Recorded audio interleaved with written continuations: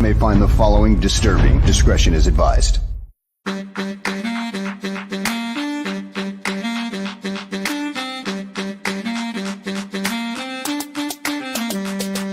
The Bears. Because of the way they play the nickel corner here, and the nickel corner plays 88-85% of the snaps. He's got to be like part linebacker. The Bears. When you're in a scouting room, there's going to be differences of opinion. The Bears. Once coaches get involved, of course, they've got their own opinions about what fits best for what they want to do, and that could be drastically different than what the scouts say. Well, you're looking at traits, and remember when he tested very, very well. The Bears. One thing good about Kevin, he's been with 2 other organizations, as well as being the commissioner of the Big Ten. He's been around. The Bears. With Greg Olson, Jerry didn't want to get rid of him. I didn't want to get rid of him. Nobody wanted to get rid of him. One guy wanted to get rid of him, Mike Martz, because Mike Martz didn't know what the hell to do with him. We tried to talk Lovey out of hiring Mike Martz for a month and a half. He's playing zone, but number one, he doesn't get enough depth with the drop. But who the hell's going? How many times does a 305, 310-pound defensive tackle drop into coverage, especially in a key situation? The Bears. Greg, why are teams wrong on quarterback evaluation so often? Number one, it's a hard position to evaluate. There's probably not as many real good quarterback evaluators as there needs to be. The Bears. The Bears. The Bears.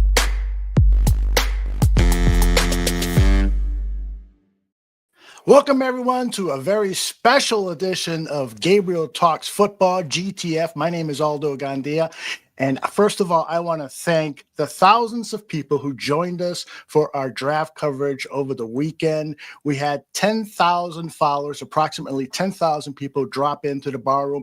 And the number one reason they dropped in, of course, without a doubt, is because of this man, Greg Gabriel. Greg, how are you, my friend? I'm doing wonderful. How about you? I am doing wonderful, too. You know, this was a fascinating draft, and we're going to talk a lot about it. But first, you've got a very special guest you want to introduce. Yeah, we have a man that I have known for 24 years now. He's one of my former bosses, Jerry Angelo's best friends, and one of the best writers there is, and Dan Pompei, who writes for The Athletic. That is right. Welcome, Dan. How are you? Hey, thanks for having me, guys. Pleasure to talk with you, and always had a lot of respect for Greg, and it's great to be on your show and have you ask me some questions for a change, right? I love it. Yeah, Dan's asked me a lot of questions over the years. I know that. And I'll tell you, the other thing, you know, we used to do, I don't know if you still do it, Dan, but we used to do day one, actually a couple of days of draft coverage for The Score with Hub. But I think the last time I did that was 2019, because then I went to the XFL.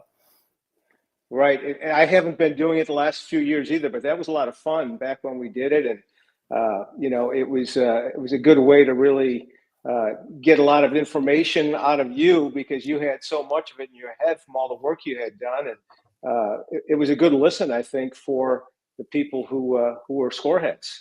Yeah, but I got to say this, you got so many darn connections that you have as much information, if not more, than anybody else. Because of those connections that you've built up over the years. Well, I appreciate it, and you know, I've been very fortunate to know a lot of good people like you. And you mentioned Jerry, and you know, it's always been you know, good relationships. I think lead to good information. No question about it. So we'll cut right through the chase. What was your initial thinking of the Bears draft?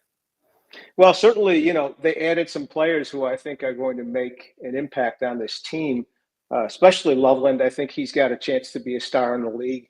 You know, I guess I was a little surprised they didn't try to address the defense more. I mean, clearly this was a draft, I think, that was driven by an offensive-minded head coach, right, especially with those first 2 picks. You know, I thought the Burden pick, obviously a value pick, talented player. You know, they passed up some guys on defense with that first, second round pick. who I thought really could have helped this team that I would have probably been more interested in, like Ezeraku and Tuamola, Will Johnson, Benjamin Morrison, maybe even.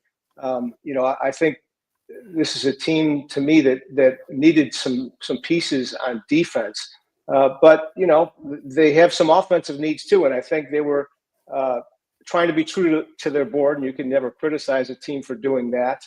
Obviously, they did get the offensive tackle then. It's going to be interesting to see where he fits. I'd like Greg's thoughts on that. Is he? A lot of people I spoke with thought before the draft said, well, he's right tackle. He really needs to be a right tackle in the NFL. Of course, the Bears have a right tackle. Can one of those two guys play the left tackle? Because that apparently might be happening. We're going to see, especially with Braxton Jones out right now until later in the summer. So that part of it's going to be interesting. Obviously, second day, some interesting gambles they took. The cornerback, size, speed kid who really is kind of a raw prospect who could maybe develop into something. The running back has got some traits that you look for, I think, and we all have seen the late round running backs do well. The guard from Michigan State, he could play center too. He obviously has some potential. So some good things. It'll be really good to see these rookies in camp in a week, and then moving forward throughout the summer and training camp. No, I'm excited about some of the guys. The one thing I noticed, and it seems like those middle picks, the linebacker from Maryland and the corner from UT San Antonio, were kind of coaches' picks. And he mentions the defensive back coach after he made the pick. And I'm not trying to pick on the coaches, but I've learned through the years that when a new staff comes in, you don't know who's the good evaluator, who's the average evaluator of guys you haven't been around that long, and it sometimes takes a year or so to find out. So I both those guys I've done a lot of tape on, and with the linebacker, I had not done them at all before the draft. And I did 4 games yesterday. Danny's really pretty good. And I think the first trait that a linebacker's got to have is instincts, and his instincts are excellent. And on top of that, he's got the speed. Why he wasn't after watching the tape, why he wasn't a combine guy is beyond me, because he obviously deserved to be in that group. But at the corner, you're right. He's raw. He's a pure press corner guy. When he gets in zone, anything can happen. But hey, he wanted him, and we'll see what happens. Well, the corner, the interesting thing about him, the coach that you're referring to, obviously, is Al Harris, who's a guy that Jerry actually drafted back in Tampa long ago. And so he was in Dallas previously, where I don't know how much influence he had over their drafting there, but they ended up with some really good cornerbacks there, and Trevon Diggs and Deron Bland. So maybe that had something to do with their trust in him in finding this young corner who obviously doesn't have a great history of production over time.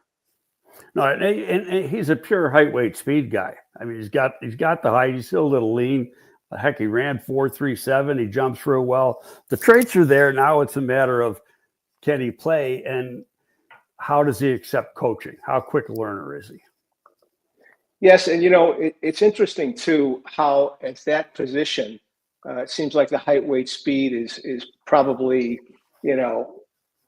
maybe overrated, or there's more stock put into it for cornerbacks, I think, than almost any other position. I mean, you look at this kid, Isaiah Thomas from Florida State. I think he ran about a 4.7. You might know off the top of your head, but he was a hell of a player. Ended up falling all the way to the 3rd round with the Jets, and it's going to be an interesting way of looking at it. Will some of these fast guys end up, who were drafted maybe before him, end up better because of the speed, even though this guy might have been a better college player? They had that Maxwell Hairston. He was picked all the way up in the 1st round after that think he had a 4.29 or something. So Right. Buffalo took him. yes. Yeah. What did you think of that pick? You know, in all honesty, I didn't do a lot on corners this year. I do a lot of work for agents. I don't know if you knew that. And so I do the guys. I must have done 400 guys, but it's guys they give me to do that they're looking like. I've already done 100 guys on next year's draft. I started on next year's draft in the middle of January. So anyway, I didn't do a lot of corners because I didn't see it as a big need. So on my spare time when I wasn't doing work for those guys, I just kind of stayed away from that position and then played catch up just recently. So I that's another guy that I didn't do, going into the draft. There are some people that had some question marks or character issues on Harrison. I don't know enough about him to say there is or there isn't. But in fairness, Brandon Beach done a pretty good job in drafting players overall. So you got to give him the benefit of the doubt. Absolutely. Outside of Travis Hunter, who we think is going to be a cornerback in the NFL, it seemed like all of these guys had some kind of question mark about them, which is why, we really didn't see, I think there were 2 others taken in the first round. And then, you saw some fall like Will Johnson and Johnson, Thomas, we didn't have the we speed. talked about. Johnson, yeah. There was no time speed. The estimate was like 4.55. He was hurt a lot last year, hamstring issues all spring. And then there was a thing come up, I guess, from the combine that he had a little knee issue. So Yes. What that is, I don't know. But the tape speaks for itself. He's pretty darn good. And Benjamin Morrison, another one, fell. Yeah, he had hip surgery. Yes. He just worked out like a week ago. A week ago today is when he worked out in Arizona. And he didn't time, but he did position drills. Supposedly looked pretty good. I saw a couple clips, not enough to really get a good feel, but his movement skills were good. Now, whether he's got all his speed back, I thought, well, you might have known this. One of the scouting services, I don't want to mention which one, had him as the number 2 player in the country last spring. Yes. No, I scouts told me they had him as a top 15, right? Going into the season. I think he only played 6 games then. He had the hip issue, he had a shoulder issue, and he's had repeated durability concerns, which is why he fell. But if he can turn it around health-wise, Tampa might have ended up with a heck of a player. Yeah, no question about it. Gentlemen, and he's a good press corner too. Florida Bears fan wants to know what you guys think about the Burden pick. Greg, you want to go first? I really like him. Nobody's going to tell us for sure. I'm convinced that Henderson was their guy, and Henderson goes the pick before. And the only reason I say that, well, number one, everybody thinks running back was they didn't take one then until the 7th round, but they took a full 7 minutes to make that pick. And so that tells me that they were like, oh shit, our guy just got taken, and how are we going to pivot? But with Burton, going into the season, a lot of people had him as first or second receiver in the draft. He didn't have the production in 24 that he had in 23. He also didn't have the quarterback play in 24 as they had in 23. He had like 86 receptions, I think, and a 18-yard average or something in 23, and that they both dropped 60 or 61 receptions this year. But, he fits what Johnson wants. He can run like a deer, real good after the catch, goes over the middle, large catch radius, good route runner. Yeah, I don't know what the issues are, but he's pretty darn good. Yeah, I think, the player, there's really, it's hard to criticize the player and the prospect. I think, as I said earlier, there were some other positions that I thought they could have really benefited more from there. It was interesting last year. I think the Bears had a hard time getting the ball to all their offensive weapons. And now they've got really another one. If you think Burden takes the role of Keenan Allen, and now you've added Loveland to the mix. So now they've got more weapons to feed which is going to be difficult. But obviously, they're banking on Ben Johnson's play design and play calling. They're banking on an improved offensive line. They're banking on a more mature Caleb Williams. All of that getting them more play opportunities. So if they stay on the field longer, they'll have more plays and more chances to get the ball to people like Burden and Loveland and DJ Moore and Adunze and Swift and all the rest of them. Cole Kmet.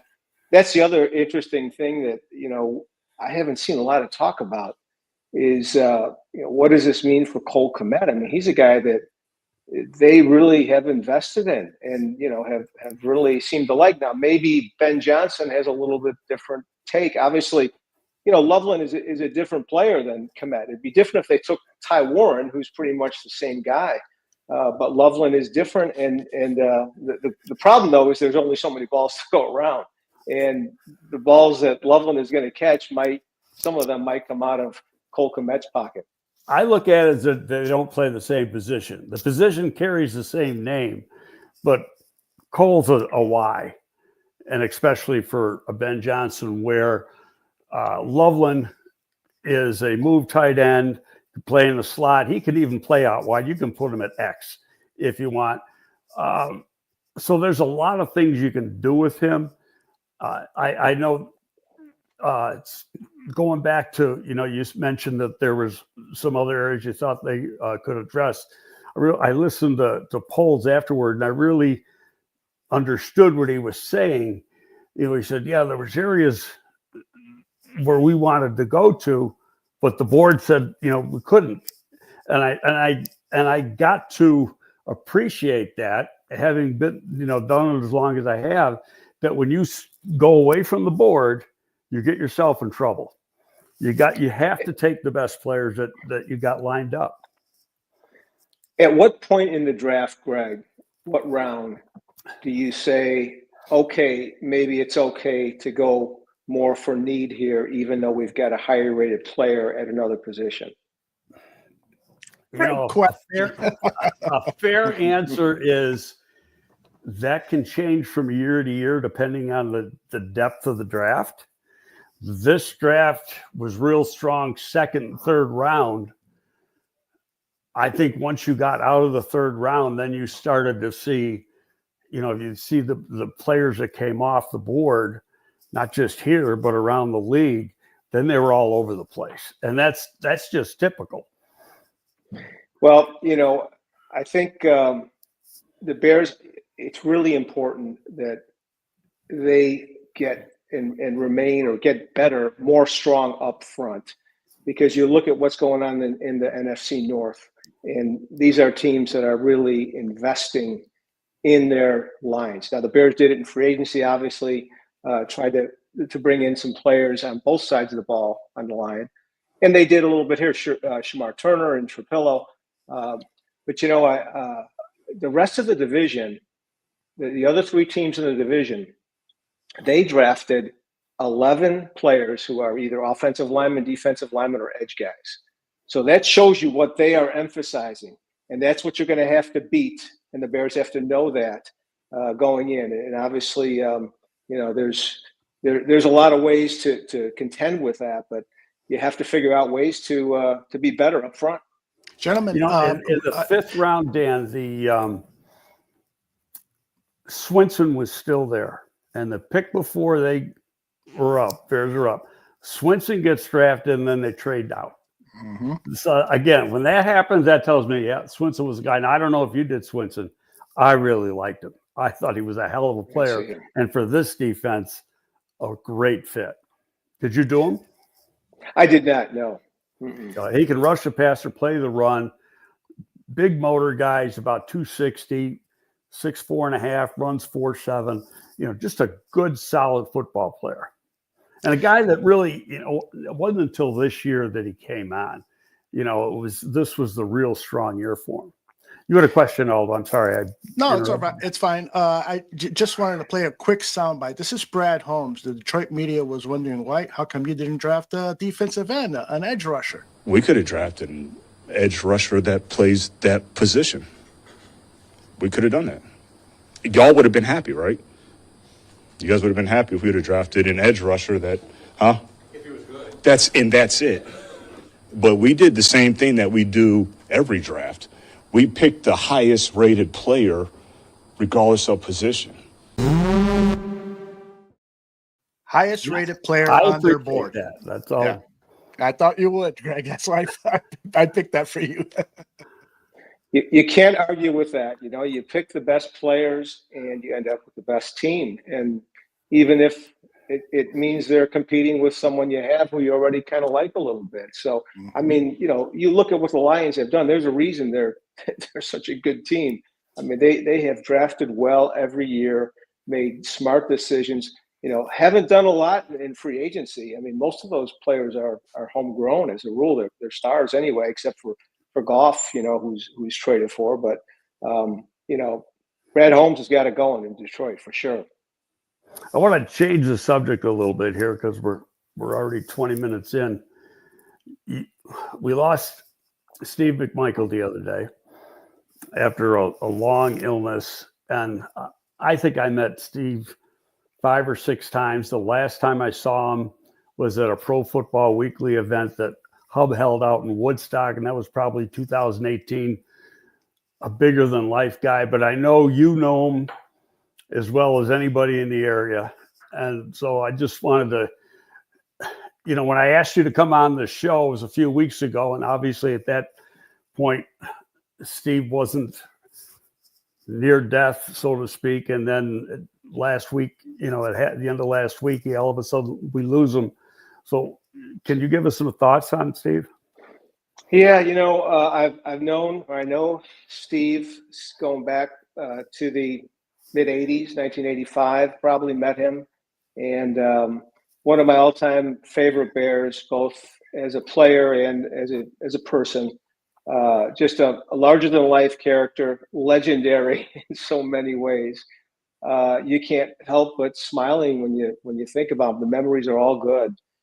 You know, one of the toughest players that anyone has ever seen. You know, Mike Ditka called him the toughest player he ever knew.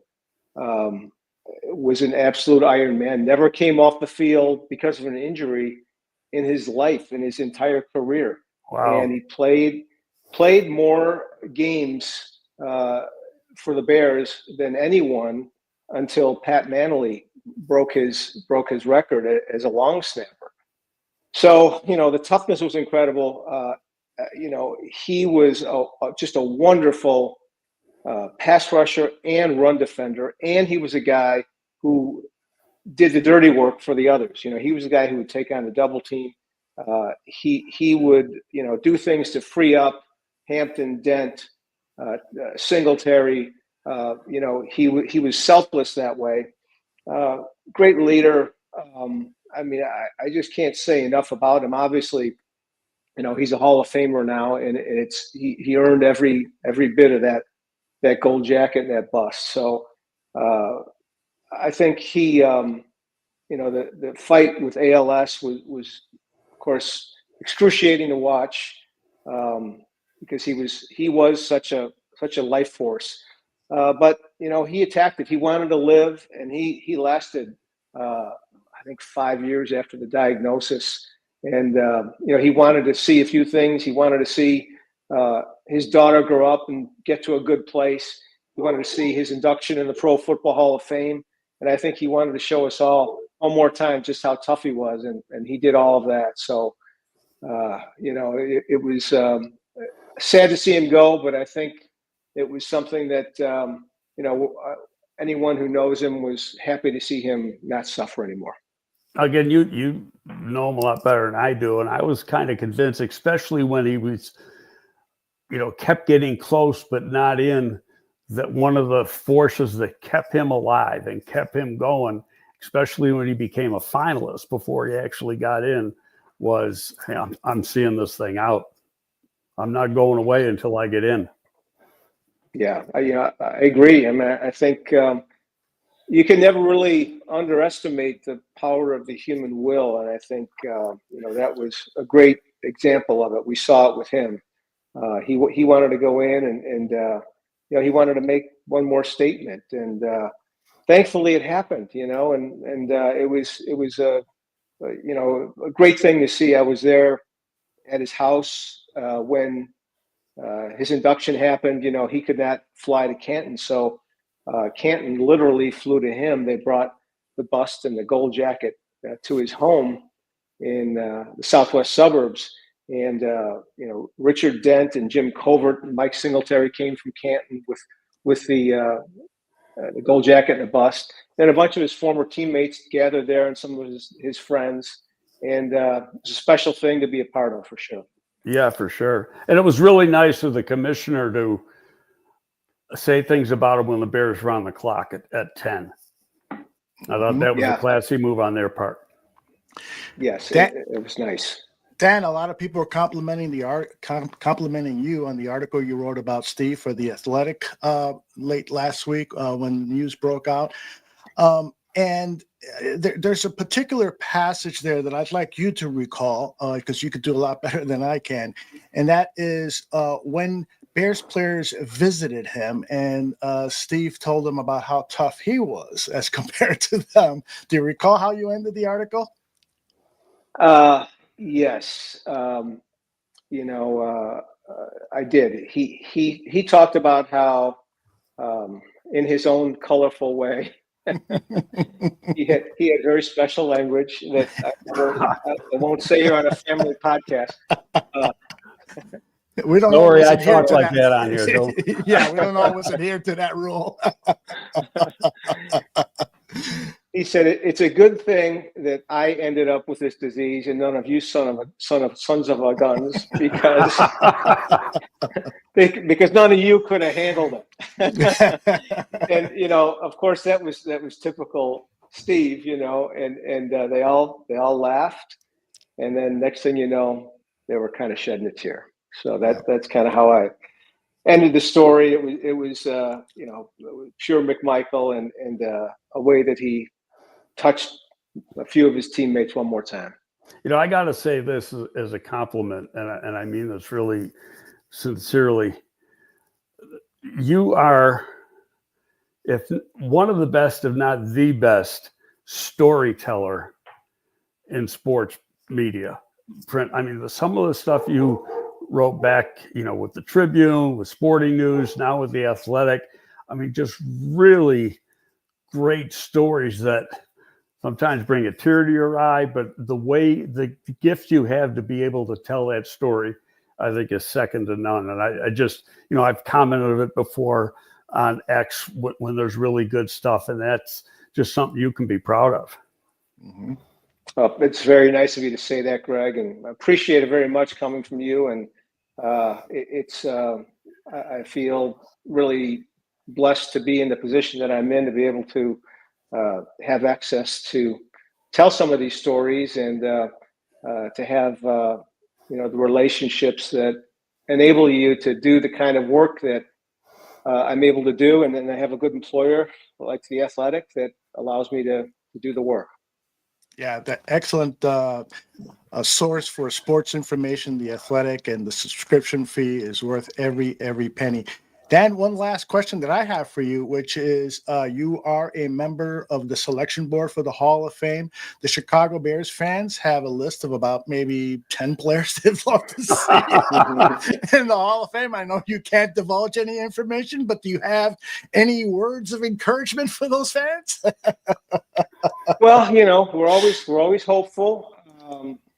I think, like you say, there's a number of guys who you'd think you'd like to get in. Every team has got a number of guys. It's hard, it's a hard process, and we've seen a number of them. Some of them long shots, some of them guys that I didn't even think would get in have gotten in the last few years. So you never know. I mean, you could go back to even like Joe Fortunato. You go back to Jay Hilgenberg. There's nobody more deserving than him. And then you've got the recent era that Greg was a part of with Olin and Pina and Briggs. So I mean, there's a lot of guys, and a lot of jockeying, and hopefully one of them will rise to the top before long. I got one question I want to ask you about Olin, and that is, for when he got eligible, there was a couple of years where he at least reached the final 16 or something like that, whatever the number is, and then all of a sudden, boom! It's like, where'd he go? And I may be wrong because you're on the board. It seems to me like the guys that really good players, when they first hit eligibility, that happens, and then a couple of years later, there's more good guys that come up, and so those guys get forgotten about because they didn't get in right away. Is there any fact to that? Well, I think the cases are often each kind of unique, but in Olin's case, he never got to the 15 where we actually discussed him in the room. He got to the 25, I believe. Right. Okay. So, it's tough until you get into that room. It's hard, and again, Olin's case, Hilgenberg's the same thing.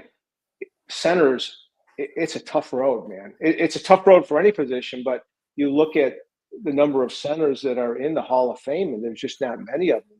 There's a lot who aren't in, who have really good credentials. So, my hope is that at some point, his case builds some momentum again, because he certainly is worthy. And, we get to the point where we could at least discuss him. Once you could discuss him, now you've got a chance to help people really kind of see his value, what he meant to the organization for so many years. Mm-hmm. Indeed.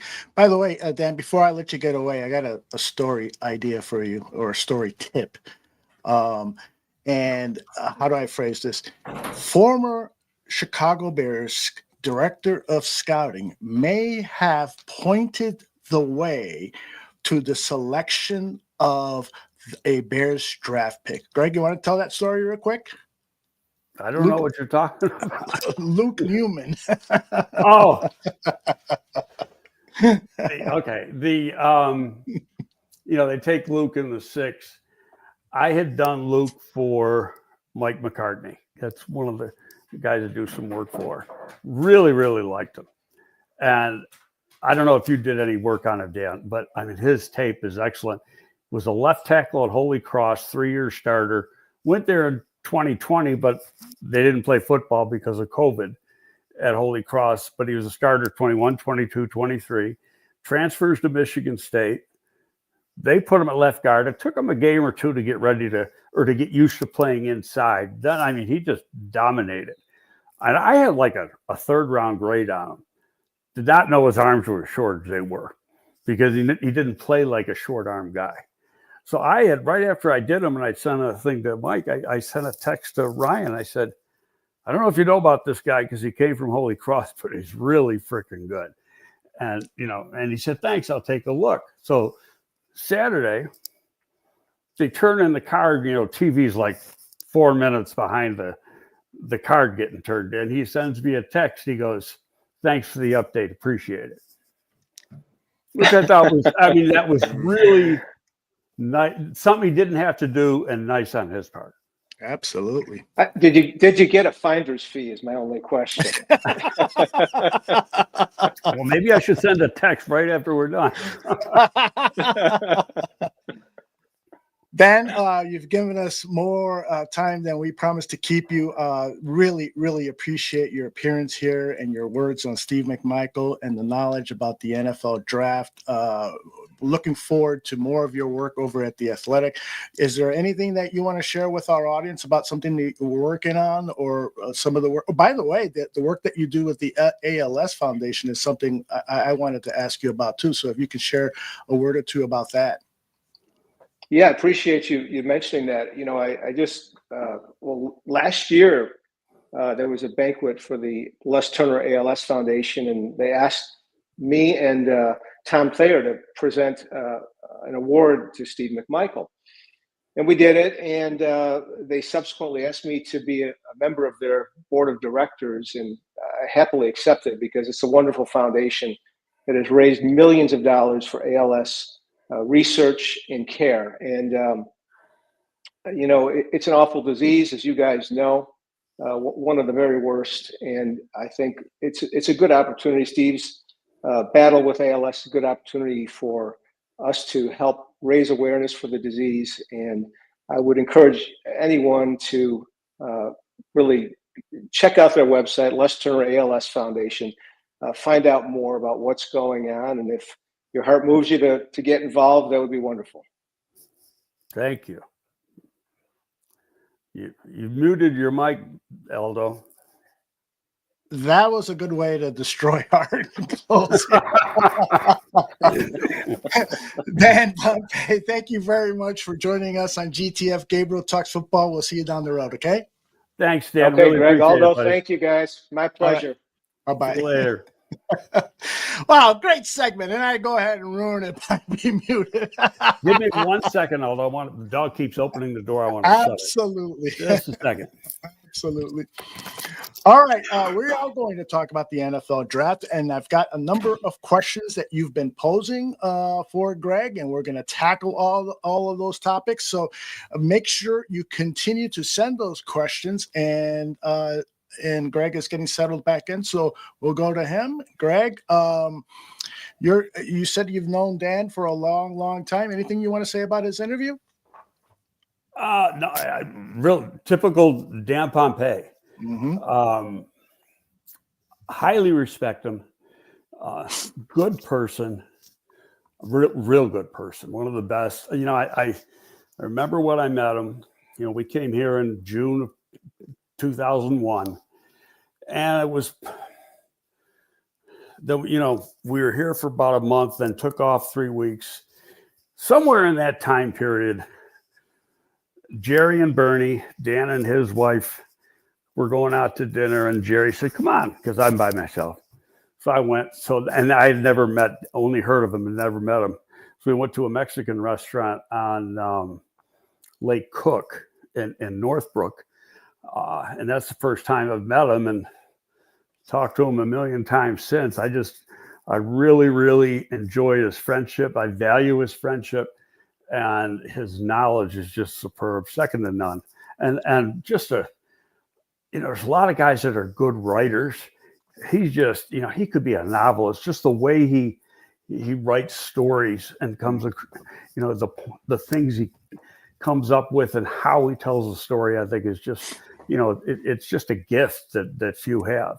It really, really is. He's, in all my years of following Dan and following him on social media and stuff, I've never, ever heard or read a ill word about the guy. It seems like everybody loves him, and he's fantastically talented. You're absolutely right.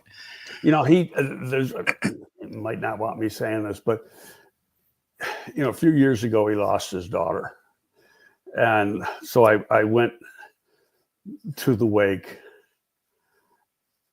and it was a A-list rock star. There were so many people there. I mean, it was just packed, and that tells you the amount of people that have respect for Dan and his family. Yeah, I know Mike North told me he went. They've been neighbors for a long time and good buddies. So I would imagine that place was like a Hollywood celebration, or that's probably a terrible way of putting it, but I think what we mean. Right. All right, Greg, let's talk about this NFL draft. I wanted to share with you, you know how fans are, right? Oh, yeah. And so this was one of the drafts that offered tons, a range of opinions. And these two Twitter posts from guys who follow our show, Levante Rogers gave the draft an A. Well, our good buddy Joe Treviso gave it a D. Where do you have it graded, so to speak? And I know about grades, but just from the aspect of addressing needs and the quality of players in your eyes that the Bears acquired. Well, what they wanted to do and what they did and what we think they should do, meaning when I say we, say the fan base, right, are all different things.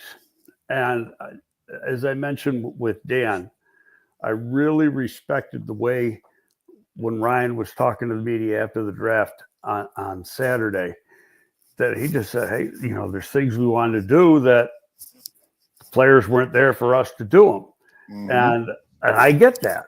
And right or wrong, how they had the players lined up.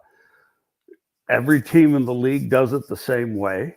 And so, there's guys that other teams took that I was going like, what, WTF. And I'm sure they were doing the same thing about other drafts because that's just the way it is.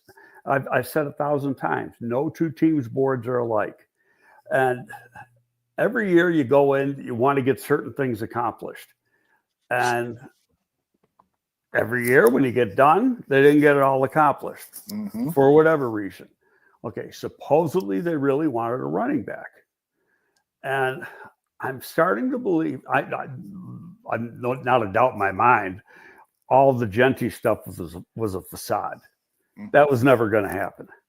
And, he said, it was a report, they got a trade in place. They never had a trade in place. All he did was make it, you do the normal calls. Oh, yeah, what's it cost to get up there? And that doesn't mean you're trying to trade. You're just getting a feeler. Done it, several times myself.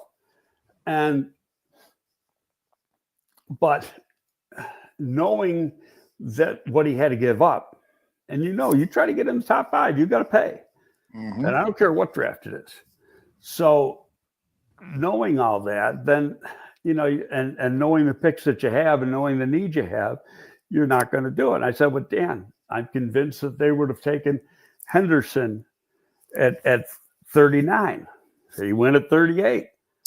That happens. And it's a punch in the gut when it does happen. But they still got a real good player and perhaps a better player in Burton. So, but the interesting thing is, after that happened, if in fact it did, because they are never going to say, we would have taken so-and-so had he been there. That's just not going to happen. Part of that is because you're taking away something from the guy you actually took. Absolutely. Okay, you're making him out to be a second choice. But they had opportunity to take a running back several other times. They passed. And then in the 7th round, they take Monangai. And I think I got the pronunciation right because it was good. And I got to say, I did them. I looked up the report. I wrote them July 20th. So it was all 23 tape. And I think I could dig it up if you want to read it to you, because I think I hit it perfect to what he is now. Yeah, if you can find it quickly, I that'd be can awesome. find it because I was reading it the other day, so it should be at the top here. Cool. Scrolls writes, other than Genty, all the running backs were flawed. Can't blame them for passing on some of these running backs. They'll get their star running back next year. Well, like I say, they could have gotten them. Let's see, I wrote it 7/20/23. So I got to go all the way back to that. And I'll read a couple more comments here. Rich says Karan Amagaji will get first crack at left tackle. If he can't, they will look at Ozzy, but I don't think he can be a left I don't tackle. agree with that one. Ozzy has not played left tackle since 2022. And why? It's the most important position on the offensive line for a college football team is because he wasn't that good at it. And I'm not going to say he's bad. He just is a lot better on the right side. He was a dominant. Now I can't find it. Son of a gun. And I just said, well, let me try it another way. As you continue to look, J2K is wondering then if he can't play left tackle, why would they spend the 62nd pick of the draft because on a backup right tackle? It's a good question, because the purpose of the draft is to take good football players. Mm-hmm. And he's a very good football player. And you hear what Ryan said, and spoke very truthfully about it, is that when you go back to last year, I can't find it, and I had it. I just had it out That's fine. yesterday to read it. Anyway, and I don't want to spend a lot of time looking for it. Anyway, he said, you look at all the injuries we had, and we didn't have the right depth. You got to have depth. Mm-hmm. Because you're going to, and I know we can play right tackle.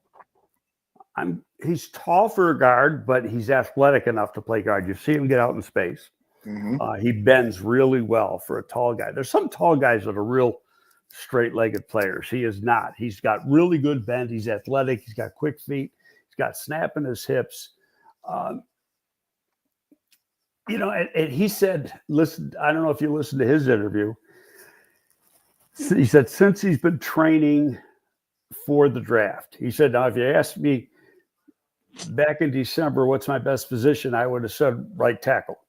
Mm-hmm. And then he said, after that, he goes, but since I've been working at all the positions, except center, and so I'm ready to play all those positions. Now, working at them and playing them are two different things, because you're going against working at them, you're doing it against air. Playing it, you're doing it against another player. So you don't want to say he can never play or he can't play left, but it's been 3 years now. 2022, last year he played it. It's been 3 years since he played it, 2 full college seasons. So it wouldn't be the easiest thing for him to do. Mm-hmm. Okay. And you're saying, well, I think chances are pretty good that Braxton's ready to go in camp. They were said he might. The quote was he might not be ready at the start of camp, which is the right thing to say because you're not going to know until you get closer to July. Right. But he's doing stuff right now. He just he can't go out and practice. Mm-hmm. In the meantime,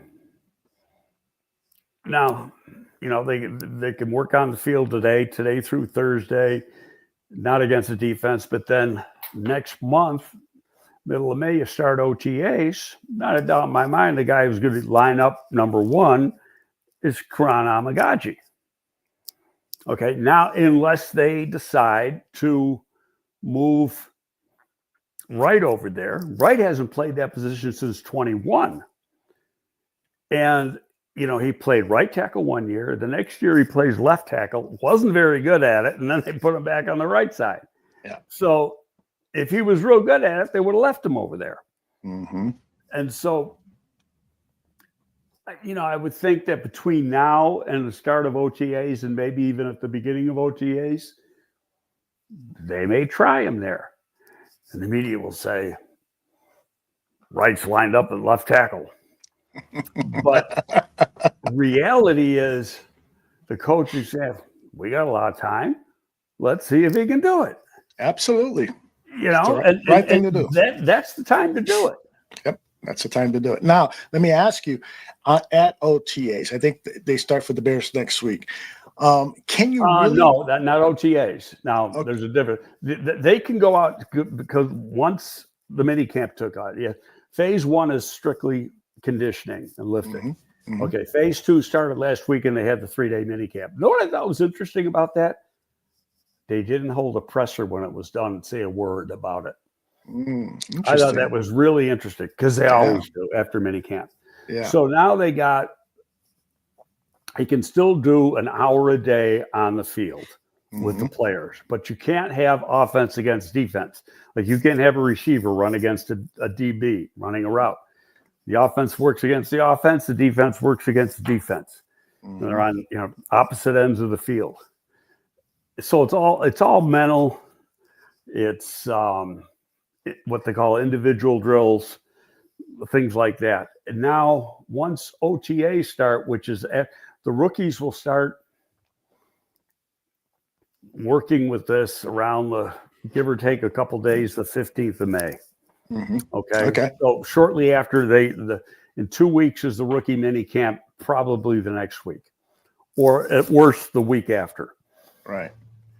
And So My question is, until the time that the players are in pads and you hear them banging around out there, you really can't tell much about Well, the they're not in pads proficiency. until camp starts. Now, Yeah. OTAs, you're not in pads. Right. So Okay, you so really can't tell. yeah, by rule, you're not supposed to have any physical contact. Now, you have to tape everything. The And Bears were fined for that last year. and the league looks at that stuff. Yeah. Very And closely. so if you see like a corner getting aggressive with his jam, now if you go like this a little bit, big deal. Part of it's just instinct. Mhm. But you start getting after people and it's like it gets a little rough, they're gonna pull one or two OTA days away from you. Mhm. And so you got to be really careful. Back when I was working for the Giants, our guys without pads used to kill each other. But that was before they had the rules. That was 2 days too, right? No, this is in the off-season program. Okay. And they didn't officially have OTAs there. Every team had an off-season program the way they wanted to do it. There was no guidelines to it. Mhm. Our players started the off-season program in the middle of March. They had like 2 months off from the end of the season. And then they were back in the building and you're getting paid at that time $100 a day. You had to go 3 days to get your money. So you got $100 a day to work out. But then all of a sudden they started thinking, and I'm not just saying the Giants, everybody, well, as long as we got them here, why don't we go outside, start working on this and this and this? So then they start doing 7-on-7 and stuff like that. And I got physical because, football players are football players. That's right. And the game is physical. Yeah. Even if you're trying But, to, I'm sure change it. some players complain to the union, and then the union starts saying, no, we got to negotiate this. Mhm. Now, when I got here, I think we had 16 OTA days. Now they got 12. So It'll probably be less after the next CBA. All sorts of scenarios are being pictured on that next contract the negotiation. union doesn't believe in practice. They think you can just play the freaking game without. That's right. They take. It's a rough game, but you can't hit in practice. That's right. I would do this if I was a GM and I wanted to let my young guys get some good quality work. Mhm. I would say, okay, look at with veterans, first stringers, stuff like that, we're fine. Yep. But we got to have a period a day Mhm. where our young guys, our practice squad guys, our rookie guys who aren't starting, they got to have a period where they can do a little banging in practice, or at Absolutely. least, 2 I'm with days you. a week. And, so what? Mhm. But you gotta, now they're going to be, they won't do that because they're going to try to get an 18th game. Mhm. And to get an 18th game, you got to give up something. You're going to have to promise fewer practices, no doubt. Yep. All right, let's get to some of these questions, and then I want to talk specifically about some of the players. When you were talking with Dan Pompei about the length of time it took them to pick 39th, that it was like 7 minutes or so. Florida Bears fan asked this question: did Greg? Oh, that's not the one. Let's see, I lost it. But the question was, perhaps some of that 7 minutes was setting up the trade for 41. That's kind of a logical question. That would have been more done as soon as they made the pick. Yeah. And, Okay. and then get on to the trade. And they might have, remember I said that morning, don't be surprised if they move out of 41. Yep. And, so I think that was going to happen regardless. Mm-hmm. Because now, what would have been interesting, because they did take Burden. Let's say they get Henderson was their guy, and they take Henderson, Mm-hmm. and Burden's still there 2 picks later. Do they take him? That's a fascinating question. Fascinating question. I wish we could get the answer to that. But We we'll never never will. know. We'll never know. All right. So, Mr. Shorty asked a question, and when he was on our show Saturday, he comped Ozzy to Keith Van Horn because of the height, 6'8", his ability.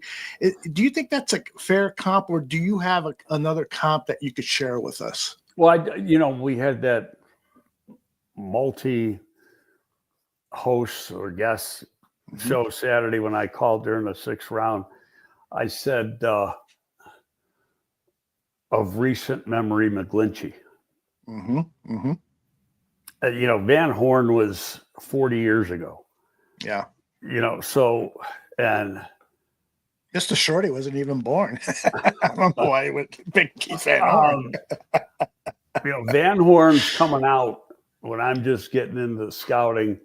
Do I remember everything about Van Horn? I do know, this is the interesting thing that you say Van Horn. I think it was Van Horn because I know it was Van Horn went to USC, right? Yeah. Okay. When I got hired by Buffalo part-time, Norm Powell, who was my mentor and ran the scouting department then, gave me like 3 players to do. One was a USC tackle. But this was 81. So Van Horn, I don't remember what year Van Horn came out. So it would have been a guy for the 82. What draft was he in? I want to say 83. I'll double check that. He could have been part of that big haul that the Bears had in the 83 draft.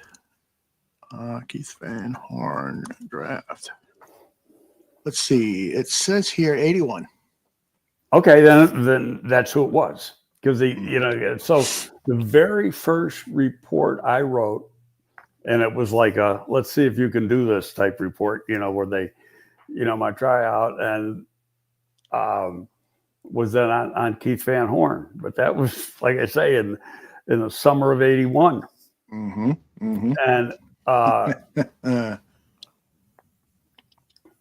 I was going to say, what was that movie that was really cool? Not Summer of 41, Summer of 49. I think it's 42, Summer 42, yeah. Yeah, but anyway, that's another story. We're going to talk about it. Somebody said Taylor Decker. Difference is Taylor Decker was always a left tackle at Ohio State. And Ozzy was a left tackle in 22 and 23 and 24. He's a right tackle. So size, yes, I get that. And for a big guy, Ozzy may be a little better athlete than Decker. Yeah. I got to go back and look at Decker's numbers, but I mean, just watching his feet move, I just did a refresher recently, like right after they drafted him. Look at that. The guy he can move his feet. But one thing I look at, if you got a run block card, I don't know if you got a run block or pass block. I think one's coming up. Yeah. Okay. I'm going to one thing he does just naturally. He's got a super wide base on his pass there's block. nothing wrong with that. I mean, a big, tall guy. Yeah. Now, there's one thing I think when he starts his pass that he holds his hands a little low. There's the run blocking there. That's a pass.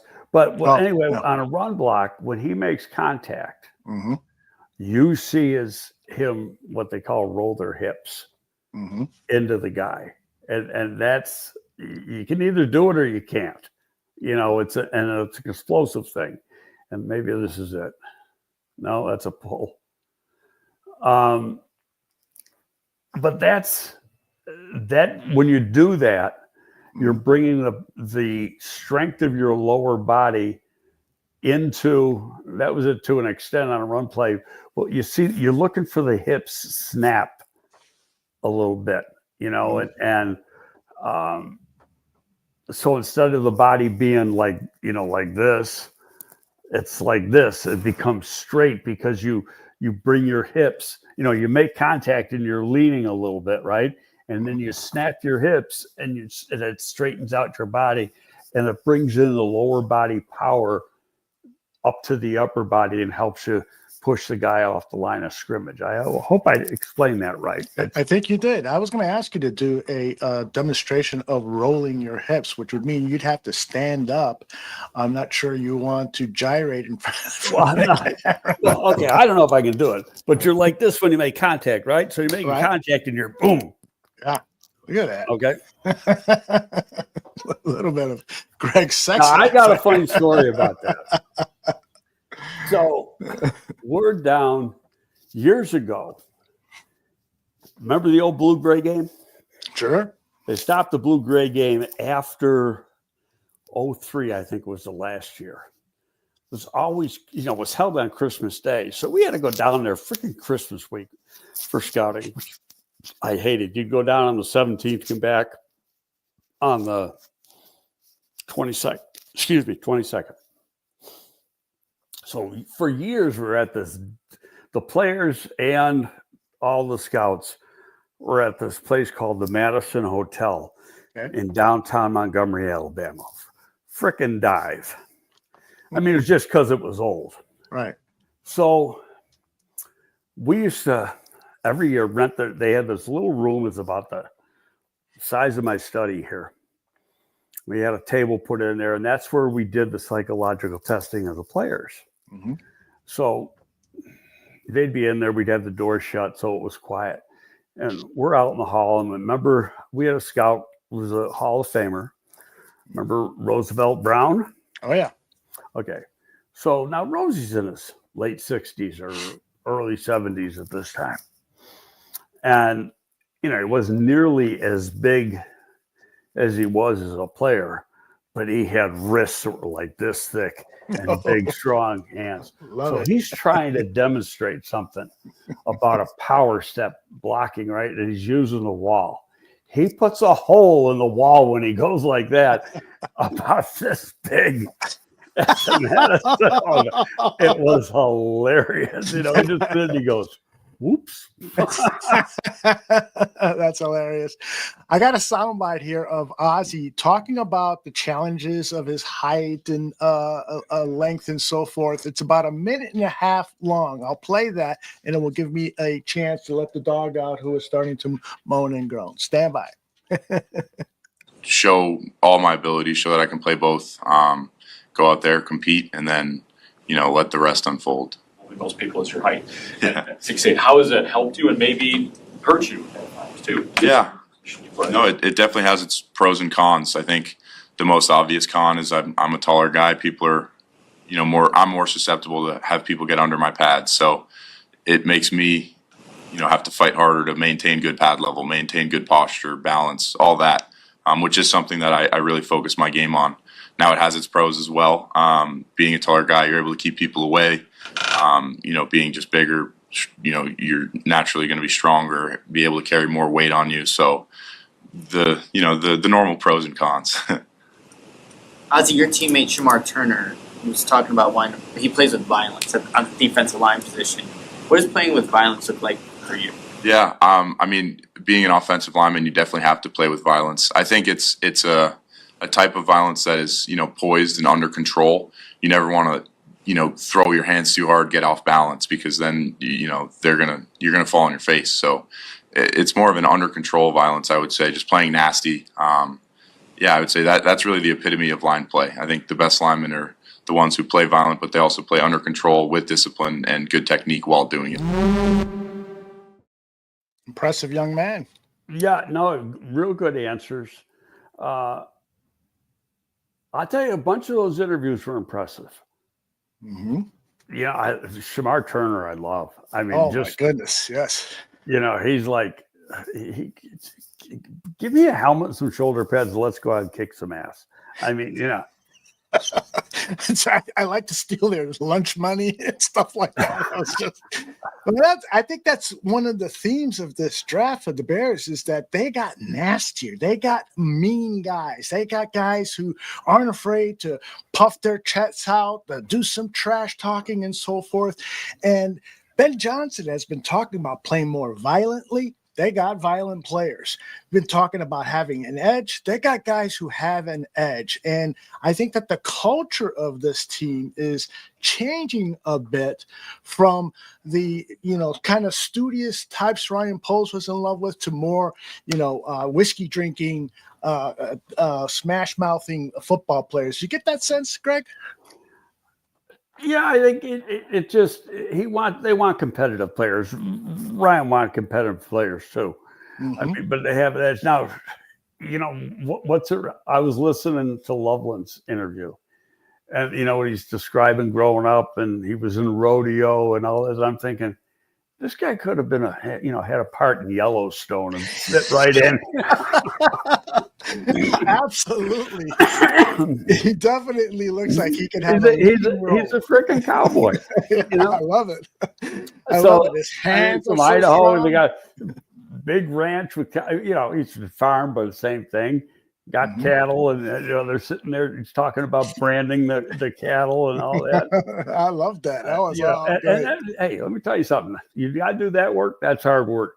Mm-hmm. That's hard. This guy, and that means you got a work ethic, and that is going to carry him a long way in this league because he grew up with that. Mm. All right, I want to turn our attention to Luther Burden III, who was a surprise that he was still available to many, including Luther Burden himself. Now, Steve Smith, the former wide receiver for the Carolina Panthers, talked about why perhaps Burden dropped to round 2. This is some edited comments Steve Smith had on Burden. Teams that went to his pro day, and he showed up exactly what some people said he was, which was he wasn't the best version of himself that you want to see and invest in millions of dollars. If he doesn't get the ball when he believes he should, becomes unfocused. Okay. Explosive with the ball in his hands. You get a lot of usage out of him at times. Against bigger and physical teams, didn't answer the bell with the same energy. What do you think, Greg? Anything to that? You've often said wide receivers are divas. Every position group has its own personality. But if those things are true, is that going to be a problem? Well, could it be? Yes. Will it be? Who the hell knows? He's 21 years old. Mm-hmm. Works right away. He's immature. He may think he's mature. Most 21-year-olds think they are. They aren't. Right. So they haven't done enough in life to be that. See, now he's competing against men. He was competing against boys in college. Now he's competing against men. And I don't, regardless if you're a first-round pick or a seventh-round pick or an undrafted free agent, you don't compete, you don't play. Undrafted. Now he's going to make the team because he's a first-round pick. They're going to, you can get a lot of money, and it's going to be guaranteed money for 4 years. But if he's a competitor, and on tape you see a competitor. Now I've seen guys who, when he got like that half field read type offense, and so they come up to the line of scrimmage and they know they're number 3 in the progression, they don't go as hard. And that may be the case with him. I don't know the answer to that. But what Ben said the other day, he just said, basically that. When you're not getting the ball, that's when I want to see you play. You're going to block, you're going to run a good route, all this other stuff. So it's the little things that matter. Right. And part of that's maturity. Now, I have no doubt that a guy like Loveland, a guy like Trapillo, a guy like Turner, they're going to do those little things. Absolutely. Whether he would, that's the first time I ever heard that coming from him. Does that mean he's being factual? I don't know. Yeah. He's got his own sources. Like I say, I'd never heard it before. I was going to call Eric Edholm and I just didn't have time because, Eric's a Mizzou guy. Oh, cool. And so, he's got a lot of connections at his alma mater. And I was going to get, from him what he knows. But I know, sit down right at that little bit there. He just throws the shoulder into the guy. That's a little bit of competitiveness there to him.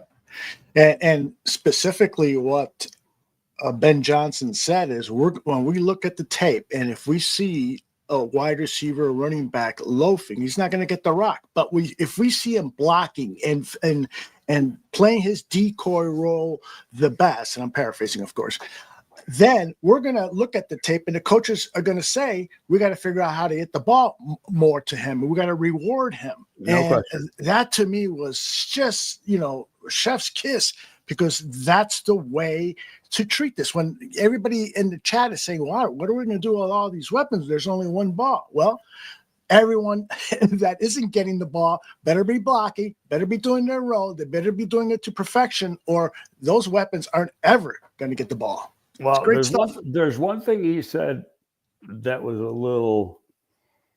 little BS to it. Okay. And then he goes, there's no depth chart. Oh, really? You just signed 3 offensive linemen and gave them a shitload of money. Don't tell me there's no depth chart. Exactly. No, and I got to believe, too, that they are that they like guys like Bill Murray. And I know that a lot of people I remember when he played, we came out and said that was the best guard they had. Yes.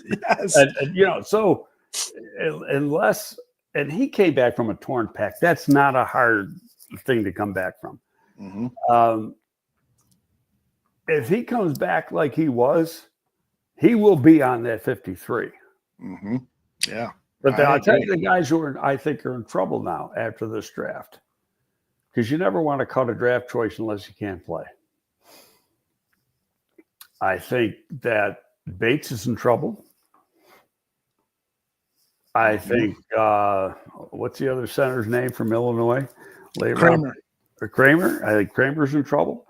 But Bates, it's a fact. So I'm not saying anything should be said. He's got an arthritic shoulder.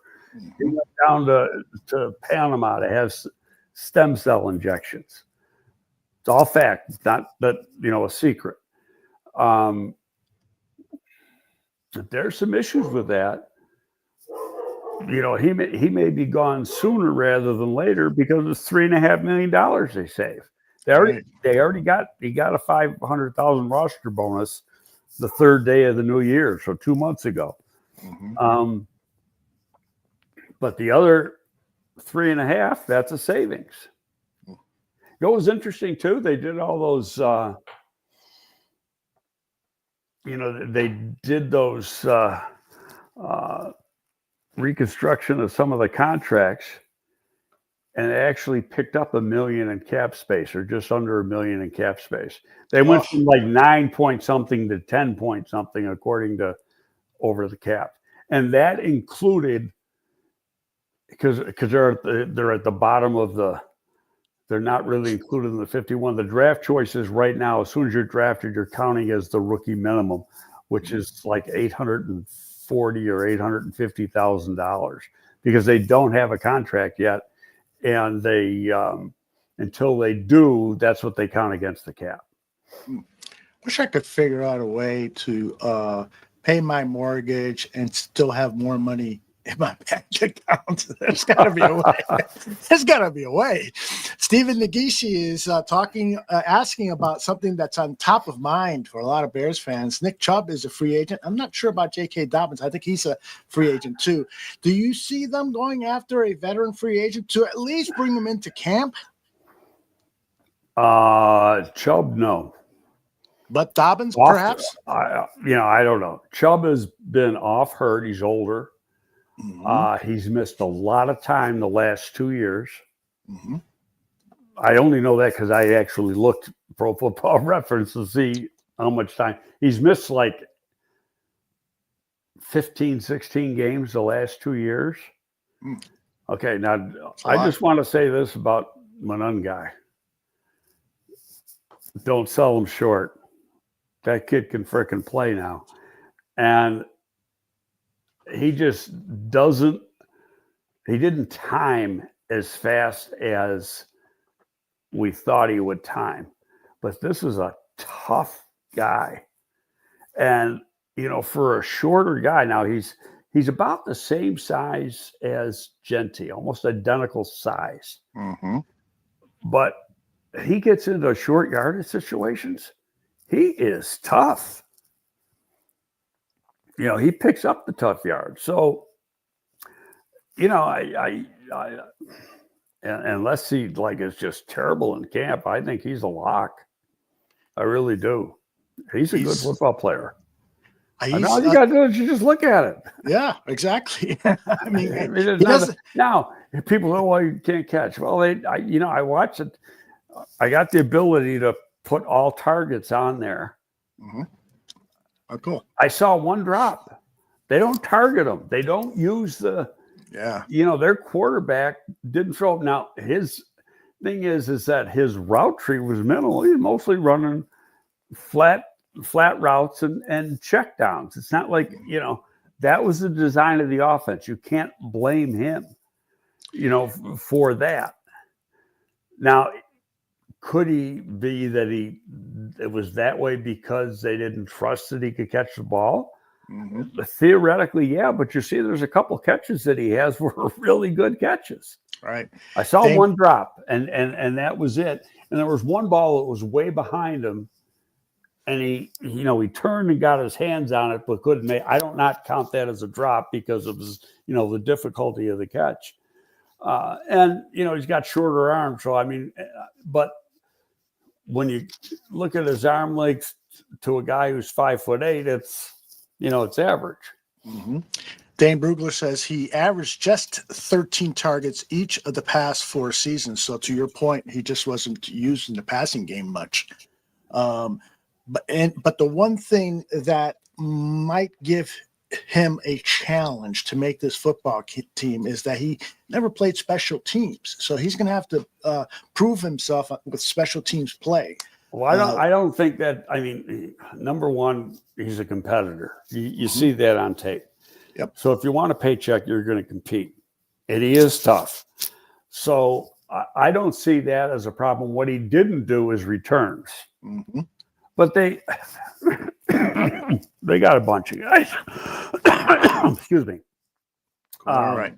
Somebody asked me on X this morning, will Burden be used for punt returns? So I hadn't seen him as a punt return. The most he ever returned was back in 22. Might have had 13, something like that. Okay. He returned 4 punts in 2024. He was no longer, when you're a star like he is in the offense, you don't want him on that. Exactly. And then I said to this man who asked me the question, I said, they signed DuVernay for that role. Mm-hmm. He's been to the Pro Bowl twice as a returner. Mm-hmm. So they got their returning. And it's like when they had the special teams coach on, they asked him about returns. And he said, well, we got DuVernay. He said, we can't call him by his first name. We already had a pretty good returner with that name. Did you see that? No, I didn't see that. Yeah, he said Hightower says that and he was referring to Devin Hester. Gotcha. So he said, I won't call DuVernay Devin yet. I love it. Okay, we got some more questions. Let us go to this one. J2K says, don't be surprised if Dominic Robinson fits Dennis Allen's defensive scheme perfectly. You agree with that? Size-wise, he probably does. I'll tell you, last year, he played the run a lot better last year. Mm-hmm. He's not a good pass rusher. Now, he's going into his last year on his contract. Could he take a jump? Yeah, but he hasn't yet. And you would think he would have, being that this guy started out in college as a wide receiver. Right. So I do not have him figured in. Doesn't mean he won't. Doesn't mean he won't take it. I just don't see it. It wouldn't shock me if they signed another edge. I got it here. There's not much out there. The guy that kind of piques my interest is Dwayne Smoot, who played at Illinois, was with Buffalo last year. Buffalo was giving him 2.5 last year. You're going to get him for that or cheaper this year. Right. You know, played in the rotation last year for the Bills on a pretty good defense. Who else is there? You know, people are asking about like Zadarius Smith, who was with Detroit last year, trying to use the tie with Ben. Well, he wasn't that good at Detroit, number one, but he's also 32 and a half years old, so he's going to be 33 during the season, where Smoot's 30, just turned 30. So he's, 2 years younger. Another guy that he tried to trade for, also going to be 33, is Matt Judon. Now, Matt Judon was making $13.6 million last year. Yep. Do you think he's going to play for $2 million? Hell no. Now, well, he may, if that's the only job he can get. Right. But, he wasn't, the adage they say all the time, if you're going to make $6 million, you got to give $6 million back in production. Well, he was making 13 last year, and he didn't give Atlanta back, 13 in production after he got traded there. And, they let him go, and they drafted 2 edges. Interesting. Greg, it's safe to say that you have not looked into in detail the undrafted free agents that were signed yet? A few. I mean, if you got the list, I can tell you. How about if we just dedicate next week's show to that topic? Okay. I know that the Anderson kid from Kansas is interesting. Don't like the guy from Cal because he can't run.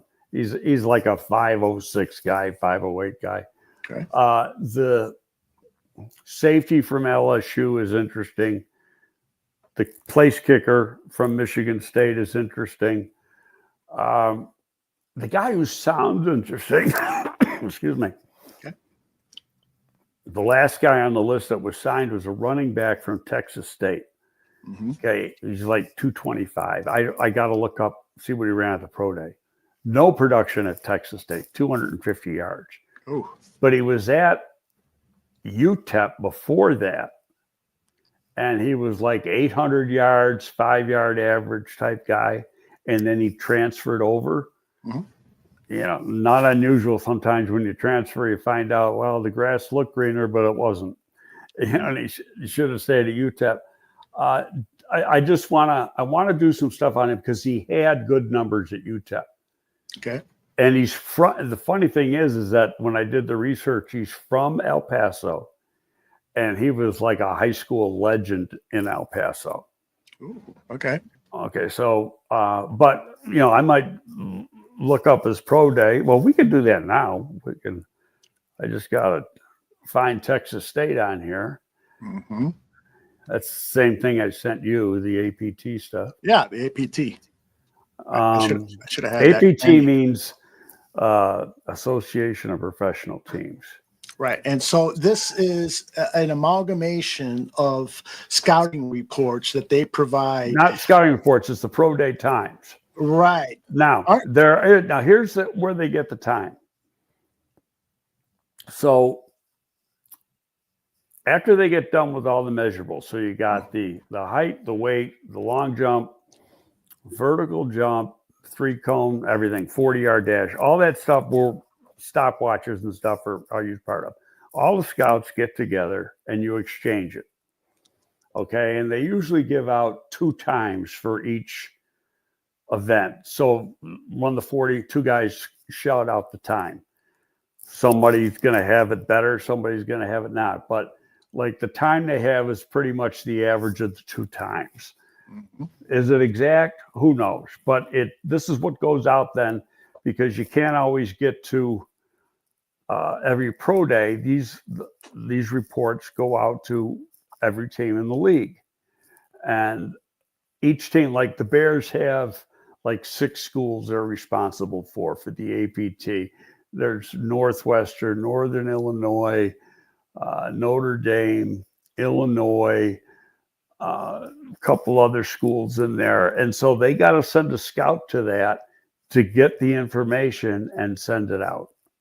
Gotcha. Okay. Let's see here. Just got to scroll down through these. I mean, once you get to the S's and T's, there's a bunch of freaking schools. Yeah, so it was interesting as I was looking through that because I saw a lot of different scouts' names, and so and that's the scout from the team that was responsible to get the stuff. Mm-hmm. Gotcha. Okay, so it's that's where the skiing and it came about. Actually, Chuck Cook, who was with Kansas City, the college director at Kansas City at the time, is the guy that started this, and everybody bought it and said, yeah, that's a great idea. And, it was like, that's a no-brainer. Let's do this. And so you got the information of every kid and what the teams do. Like I talked about that kid from Buffalo. Nobody had much on him because he wasn't on the list originally. And all of a sudden he gets to his pro day and he runs a 4.6 and he jumps 35 inches, that type of stuff. And so here's Texas State. Now I got to see what's the running back's name. What was his name again, guys? I just saw it. There's like 6 pages of Texas State. Hankins. Well, I'll just look for H's. Okay, Bryce Bass. I just got to find a position. That's all. Deion Hatkins, 5'10", 222, 4.53, 35.5 vertical, 10.2 broad jump, 4.48 20 shuttle, 7.48 3 cone, 31 3 ace arms, 9 3/4 hand, 18 bench press. That's a pretty good damn workout. Yeah. Well, it's going to be fun. So let's do detailed reports on UDFAs as part of our content for next week's show. Sure.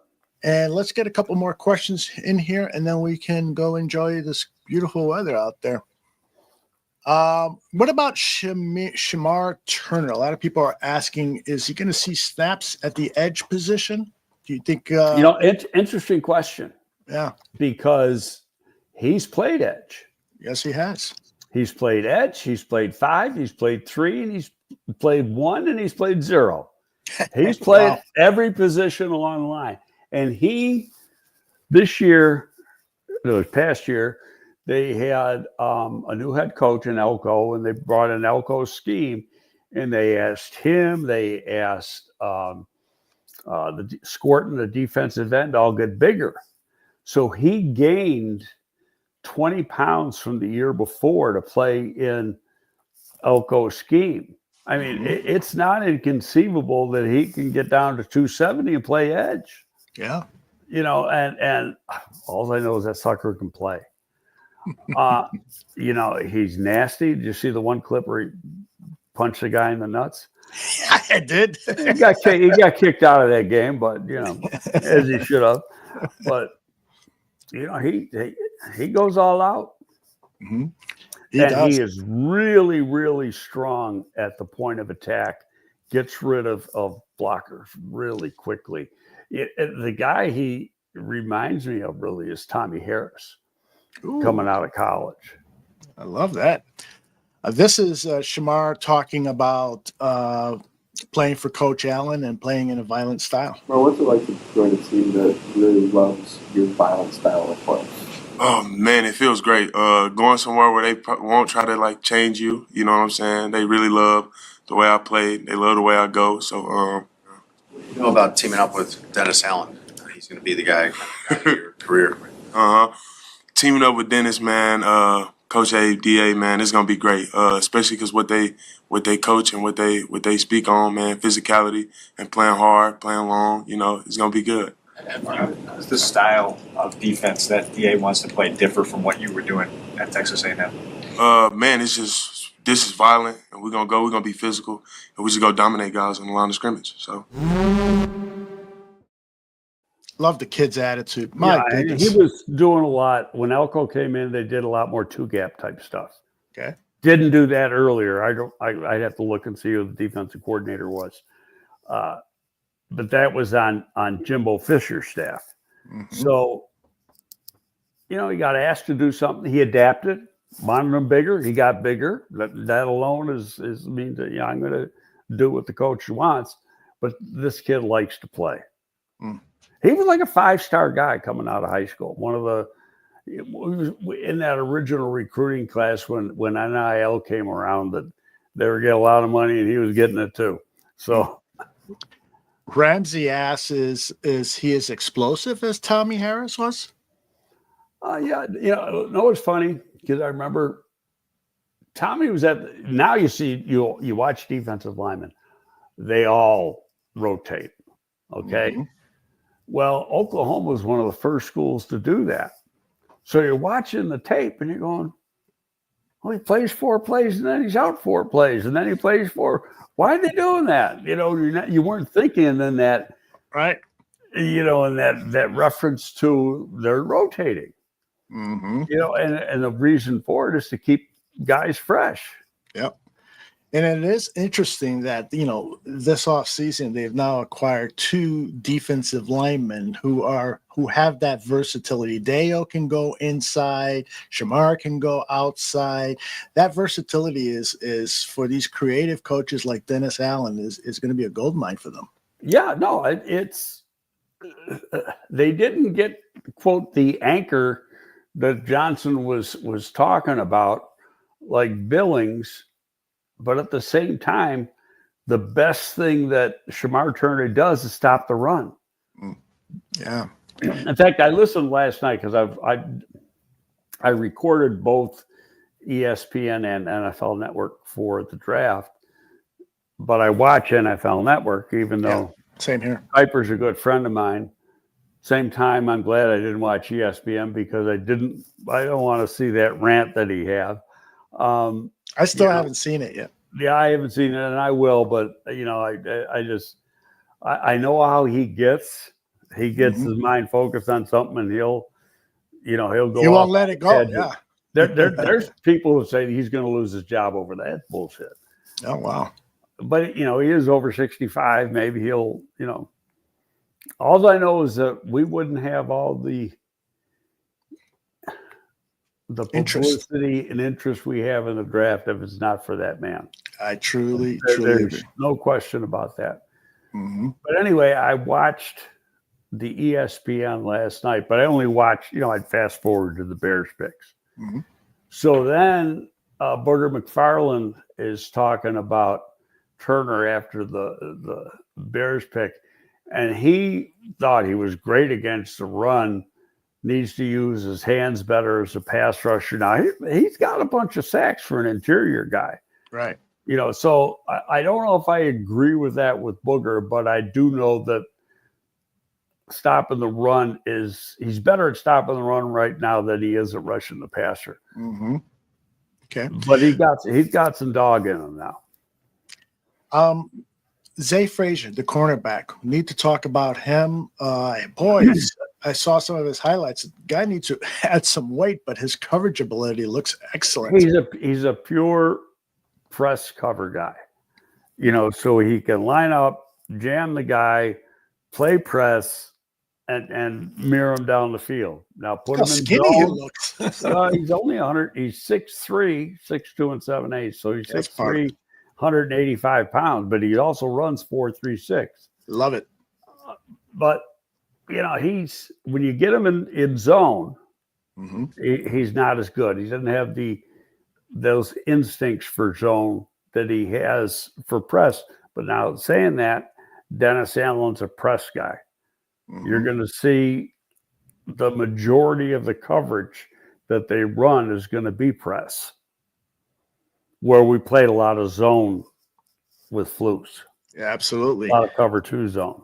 I think this guy is going to provide a lot of highlights for the Chicago Bears. Well, I mean, what he had like 4 interceptions in 2 games. Yeah, wow. Back-to-back games. He had like all his highlights. He had 6 interceptions on the year, and 4 of them came into back-to-back games, I guess. Mm-hmm. And in some of these highlights, he's running step for step with the wide receiver, and he turns his ball. The old when I was reading scouting books back in high school and college, is you're looking at the wide receiver's eyes, and when his eyes Then you start to turn get your head at the right time. when his eyes start to get wide, it's because the ball is coming, and then that's when the defender turns his head to look for the ball, and it looks like Frazier was doing that to textbook style. So, well, yeah, you gotta read the receiver's head and eyes, and when you're with them in press coverage. So, don't be looking too early, because if you start looking too early, all of a sudden that guy's going somewhere else. Exactly. Meaning the receiver's going somewhere else. Yep. And the ball's going somewhere else, and you're like, huh? Well, Indeed. All right, before we get out of here, let's talk about a little bit of probably the biggest surprise of the draft was the linebacker, Ruben Hippolyte. He wasn't even reviewed by Dane Brugler and his beast. There was nothing on him other than the numbers. So what's your thoughts on Hippolyte? Well, we drafted a few of those guys. One was Corey Graham. Mm-hmm. Nice one. And Corey Graham ended up going to the Pro Bowl. Took him in the 6th round. Mm-hmm. Okay, is 4 a little rich? Maybe. But all I know is, I hadn't done an ounce of film. I did 4 games yesterday. Okay. Guy's a pretty good football player. He runs like a deer. I mean, people say, can he play safety? Come on. Safety. A conversion from safety to linebacker is easier than taking a linebacker and moving him back to safety. Yeah. He's 240 pounds and can run. But what he has, the first thing I look for in a linebacker is instincts. Mm-hmm. And I use another term too. Is he a reactor or an anticipator? An anticipator is instinctive. So he's figuring where to go instantly, where a reactor has to see it, reacts to it, and then goes. Yeah. So he's an anticipator. And so to me, that's like, okay, you check the first box right off. And he is. He makes a lot of plays. He's strong. He's tough. He can get off blocks. I only watched 4 games, but I'm going like, why wasn't he at the combine? This guy's a pretty good football player. And especially when you see that he runs a 4.42. Yeah, exactly. So, hey, combine comes from the combine scouts, and the combine scouts are generally the low men on the totem pole on a team scouting thing. So they're young guys that aren't as experienced. And now, obviously, there's an overseer, so they get some of the right guys. But I know if there was a guy, you have to vote on who. There's a vote process for who goes to the combine. Mm-hmm. Okay, and it starts off with the unanimous guys, and there's like 7 votes, and then you go to the 6 vote guys, and then you go to the 5 vote guys, and then pretty soon you're running out. 100% of the time, if there was a guy that we really liked and he was on the questionable table for the combine, no, you don't bring him. Interesting. I don't want everybody else to see what our guys already saw. Yeah, right. Okay, so I want that. To me, that was a competitive advantage. Every year, we took at least 1 and sometimes 2 non-combine guys in the draft. Poles took 2. This guy and Luke Newman. Now, I know Luke Newman can play. The only flaw on Luke Newman is he's got 31-inch arms. If he was a tackle, I'd kill him. But he's an interior guy, and he'll end up playing center in the league, and he can swing. He can play backup. The tape don't lie. He is strong. He doesn't get beat by anybody. He drives people off the ball. He's competitive as hell. He, was making you watch the tape, the all-22 tape, and here he is. He's playing guard. He's never played guard until this year, yet he's making all the line calls. And he's the first year in that. Well, it was the first year coach too at Michigan State. He got okay from Oregon State, but he made all the line calls, and so that tells you about, hey, he went to Holy Cross, a good Jesuit school. He's no dummy. Yeah. And he's a 3-year starter, Holy Cross at left tackle. Love it. Love it. All right. Let's see if I got a final question. Somebody asked, and I've been wondering this too. When I first started watching the draft, there were like twice the amount of rounds that there are now. There was like 16. And 12 rounds when I started. And really, 12 rounds when it was on, when it first got televised on ESPN. Okay. And I think that was around 82, something like that. Mm-hmm. And, Paul Zimmerman was there, and then they had the guy, Howard Balzer from the Sporting News. Mel didn't come in until I think around 83 or 84. Yeah. And we started at 8, it was on a Tuesday. Mm-hmm. Started at 8 o'clock Eastern, so 7 o'clock here. And we'd go until the draft was over. Mm-hmm. It was 2 in the morning, 2:30 the next morning with 12 rounds. And then you had to go do the UDFAs. So you were doing an all-nighter. You were up, more than 24 straight hours. So do you think we could see another round or two added at some point? No, that was all part of the CBA. Yeah. How many rounds that are in? It was the union that wanted to cut the last, we had to cut one from 12, I think, to 10 to 8. Mm-hmm. Now it's 7, but when you add the compensatory picks, it's really 8 in the old way of doing it. The number is 8 times 32. I didn't account for the comp picks, so that makes sense. So and now you're at, you got the comp picks, which is generally around 30, and then you've got the picks for, the hiring of a minority general manager or head coach that goes to that team, and that adds it up. But you're getting a full 8-round draft in the old sense of the word, or the way the draft was run. Makes total sense. Any updates? Have you heard any rumblings regarding Joe Tooney's extension? For what now? Joe Tooney getting extended by Ryan. No, I mean he said that. I mean, Ryan said that's on the plate. The only thing I'm allowed to say is they've made an offer. Bears have made an offer. There you go. So they're talking. They're in the negotiation process. Love it. Well, that hopeful word is a good way to end this broadcast. First of all, thank you very much for bringing Dan Pompei in. That's just a treat for us Bears fans. Really appreciated the conversation the two of you guys had, and Dan's tribute to Steve McMichael. I'm going to frame that a great moment here in the bar room. And thank you for your outstanding analysis and insider knowledge. Really appreciate it, Greg Gabriel. Well, thank you. I enjoy doing this. I mean, I can flap my jaws all day. I mean, my voice might get a little hoarse, but.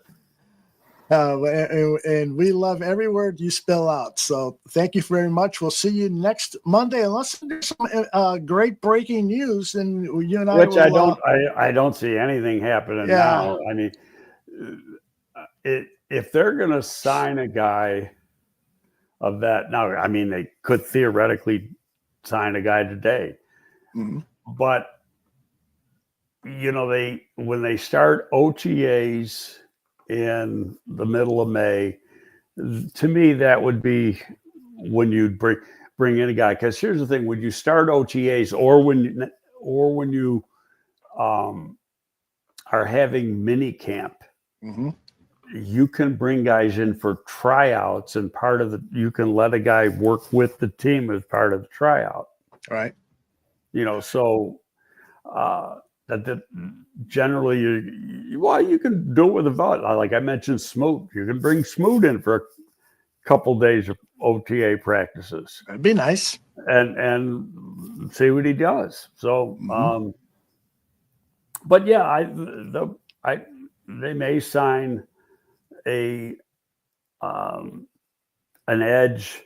I can't see him signing a running back unless the kid from last year isn't ready. Ian Wheeler, unless he's just not ready to go when camp starts. Mm-hmm. Indeed. But he should be, being when he had the ACL surgery. Okay, I want to just give a quick plug to Bears Country Productions. They're going to be talking about undrafted free agents. I know Swifty will as well. And then Greg and I are going to devote a good portion of next Monday's show to undrafted free agents and some now other the topics. Bears will not announce who they, in most cases, they don't announce until rookie minicamp. And that's not this weekend, it's the following weekend. Oh, okay. So I thought they would announce it as soon as they signed their contract, but you're saying it's a little further I'm down. just going on what they've done in the past with Gotcha. Ryan. And they'll, so the players come in on Thursday, and then they have a Friday, Saturday, Sunday rookie mini camp. Last year, I think they just Friday and Saturday. And then they did, like, when the players come in on Thursday, they announce, we've signed XXXX, and then they got guys there for tryouts too. And the guys they like at the tryout, they'll sign them at the end of the mini camp. Do you anticipate Or they'll that? save it. It could be a guy they like, and all of a sudden they sign one for the beginning of camp or something like that. Yeah. Do you anticipate that there could be a veteran Chicago Bear or 2 or 3 released this week or soon? I don't see it this week, but it just wouldn't. There's a couple that could go. It depends on the number. I mean, you only can have 90. So how many they drafted 8? I got to look and see what the roster size is. But you don't want to be in a position where if you think a guy, especially if the guy's got some guaranteed money in his contract or something, you don't want to be in position to have to pay the guy. So you want to get rid of him before that happens, so he doesn't get hurt. Because once he gets hurt, you're paying him. Yeah, makes sense. All right. Once again, thank you all for watching and participating in the chat. And those of you watching on demand, thank you very much. Please watch, share, like, all that good stuff. And we'll all see you soon. Bye-bye, everybody. See you next week. Thank you all.